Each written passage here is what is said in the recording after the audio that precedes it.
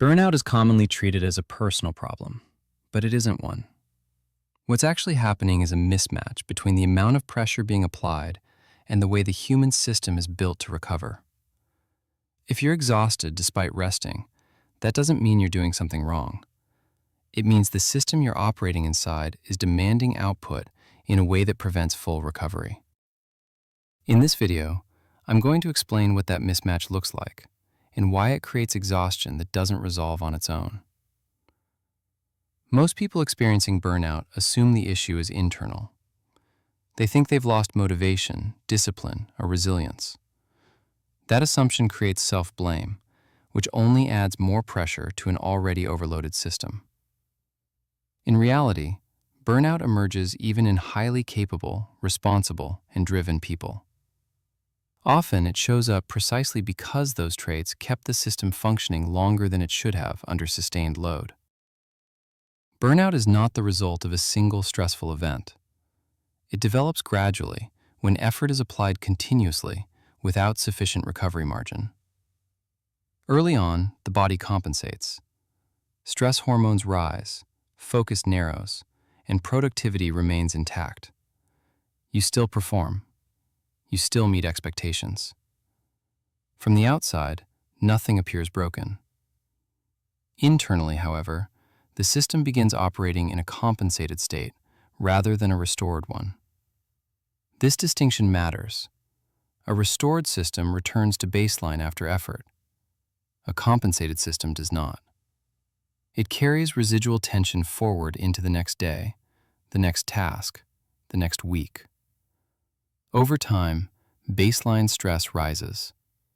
What used to feel manageable now feels heavy.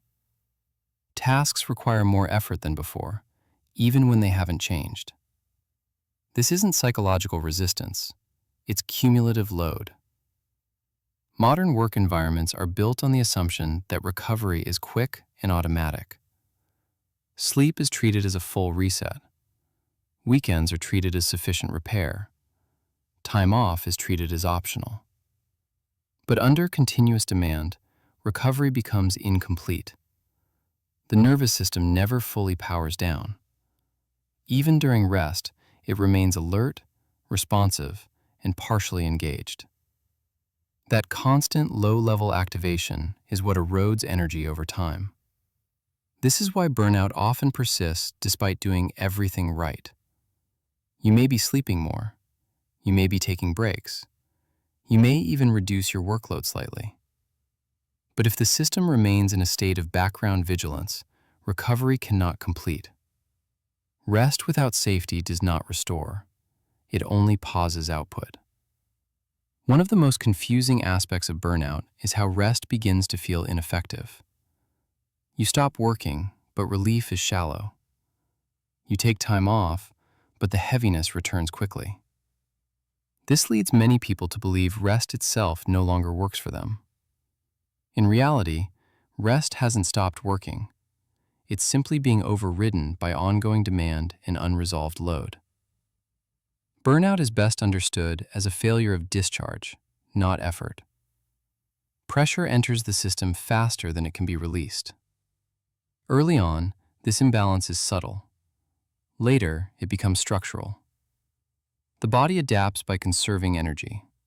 It reduces motivation, narrows attention, and resists engagement. These responses are protective, not pathological. They are the system's way of preventing further depletion. Unfortunately, these protective responses are often misinterpreted. Reduced motivation is labeled laziness. Cognitive fog is labeled lack of focus. Emotional flattening is labeled disengagement. In reality, each of these signals reflects an energy-conserving adjustment. The system is trying to survive prolonged load by limiting expenditure. Another important mismatch lies in how productivity is measured. Most systems reward consistency without accounting for recovery debt. You are expected to perform today as if yesterday's effort had no cost. But biological systems don't work that way. Every period of sustained output draws from a finite reserve. If that reserve isn't replenished, Performance may continue, but the internal cost increases. Burnout often marks the point where compensation strategies stop working. Caffeine no longer helps. Urgency no longer sharpens focus. Pushing harder no longer produces results. This isn't because you've lost willpower. It's because the system has reached a threshold where further compensation would cause damage. At that point, the body enforces limitation. This enforcement is often experienced as resistance. Tasks feel heavy before they even begin. Decision-making feels effortful. Even small demands trigger disproportionate fatigue. This anticipatory exhaustion is not mental weakness. It is prediction. The nervous system has learned, through repeated exposure, that effort does not lead to restoration. It responds by minimizing engagement. What makes burnout especially difficult is that common advice does not address this mechanism. Being told to change your mindset assumes perception is the issue. Being told to take better care of yourself assumes neglect is the cause. Neither addresses the core problem: sustained demand without sufficient discharge. Burnout is not solved by doing less alone. It is solved by restoring the system's ability to fully exit demand states. That requires conditions that most people no longer have by default: continuous connectivity, constant availability, and ongoing cognitive load prevent the nervous system from reaching true baseline. Without baseline, recovery remains partial. It's important to remove moral judgment from this process. Burnout is not a failure of character. It is a predictable outcome of prolonged load applied to a finite system. The signals you're experiencing are not evidence of weakness. They are evidence that the system is functioning correctly under strain. In the next part, we'll examine why burnout persists even after workload reduction, and why many recovery attempts fail to restore energy once this state is established. Once burnout is established, reducing workload alone rarely resolves it.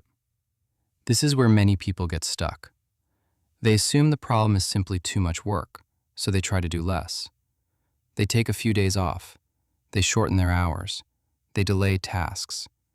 Yet the exhaustion remains. This persistence is confusing because it contradicts the idea that burnout is caused by effort itself. The reason it doesn't resolve is because the system is no longer responding to effort reduction the way it used to. By the time burnout is noticeable, the nervous system is already adapted to prolonged pressure. It has learned to stay partially activated, even when demands decrease. This adaptation is not a mistake. It's protective. When pressure has been continuous, the system stops trusting that rest will last. It remains on guard in anticipation of the next demand. As a result, recovery never fully completes. This is why people often report feeling tired even during time off. They may not be working, but their system is still braced. Attention remains slightly forward. Muscles remain subtly tense. Breathing stays shallow. None of this is usually obvious, but it consumes energy continuously. The system is expending effort just to maintain readiness. One of the key reasons burnout persists is that recovery is not just the absence of work. Recovery requires a shift in physiological state. The nervous system must exit threat and performance modes and return to baseline. Under modern conditions, that transition is increasingly rare. Notifications, responsibilities, and mental load keep the system oriented toward response, even when no immediate task is present. Another common misunderstanding is the role of time. People assume that enough time away from work will automatically restore energy. Time helps, but only if the system actually disengages during that time. If you are resting while mentally tracking obligations, unresolved tasks, or future demands, the system remains partially active. Time passes, but recovery does not deepen. This is why burnout can persist through vacations, weekends, and even extended breaks. The environment may change, but the internal state does not. Without a clear signal of safety and completion, the nervous system maintains vigilance. It does not fully discharge accumulated tension. Instead, it carries it forward. Burnout also alters how the system evaluates effort. When repeated effort has failed to restore balance, the nervous system becomes conservative. It raises the perceived cost of engagement. This is why motivation drops. Not because you no longer care, but because the system is attempting to prevent further depletion. Effort feels heavier because the internal accounting has changed. This shift often leads people to question themselves. They wonder why tasks that used to feel easy now feel overwhelming. They compare themselves to past versions of themselves and assume something has been lost. In reality, nothing has been lost. The system is responding appropriately to prolonged imbalance. Another factor that keeps burnout in place is decision load. Even when physical demands decrease, cognitive demands often remain high. Planning, monitoring, choosing, and anticipating all consume energy. Modern environments rarely allow the mind to stop managing. As long as decisions remain open-ended, the system remains engaged. Recovery requires closure, not just inactivity. Burnout also disrupts the relationship between effort and reward. When output no longer produces relief or satisfaction, the system stops reinforcing engagement. This can feel like emotional flattening or detachment. Again, this is not a defect. It is a recalibration. The system is withdrawing investment because the return has become unreliable. Many recovery attempts fail because they focus on surface-level changes rather than system-level conditions. Small adjustments, sleeping a bit more, exercising lightly, cutting back slightly, help only if they allow the nervous system to fully exit demand states. If the underlying structure remains unchanged, these efforts produce limited results. Another reason burnout lingers is that people often reintroduce pressure too quickly. A brief improvement in energy is taken as proof that recovery is complete. Demands ramp back up. The system, still fragile, returns to compensation mode. Each cycle reinforces the pattern. Over time, the threshold for overload lowers. Burnout is also reinforced by uncertainty. When expectations are unclear or constantly shifting, the system cannot predict when effort will end.